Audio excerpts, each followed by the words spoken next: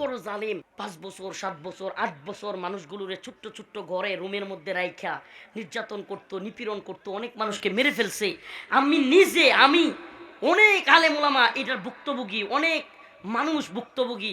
জামাত ইসলামীর, হেফাজত ইসলামের, বিএনপির অনেক নেতাকর্মীকে গুম খুন নির্যাতন করছে, মেরে ফেলছে।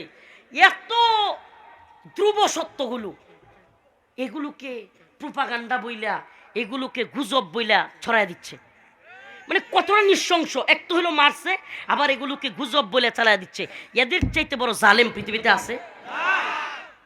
এরা তো জুলাই আগস্টে যে হেলিকপ্টার থেকে গুলি করছে, এদেশের শত শত ছাত্র জনতাকে মারছে, এইটাই অস্বীকার করে। আর আয়না গর্ত কেনা যে কইছে, এরা পারলে এদের বাপ মারে অস্বীকার করবে, তবুও যদি খালি কোন আপাইতেছে এটাই সত্য, আর সব মিথ্যা। জুলাই আগস্টের গণহত্যা মিথ্যা, গুম খুন নির্যাতন মিথ্যা, দেশের টাকা লুটপাট করা মিথ্যা, দেশটাকে ভারতের গোলাম বানানো সব মিথ্যা। আপাইতেছে কোন এটা সত্য। আল্লাহ পাক এদেরকে হেদায়েত দান করুক, বলে না আমিন। আর হেদায়েত না থাকলে আল্লাহ ধ্বংস করে দিক, একবারে কওমে লুতের মতো, কওমে আদের মতো, কওমে সামুদের মতো আল্লাহ পাক এদেরকে পৃথিবী থেকে নিশ্চিহ্ন করে দিক, যদি হেদায়েত না থাকে।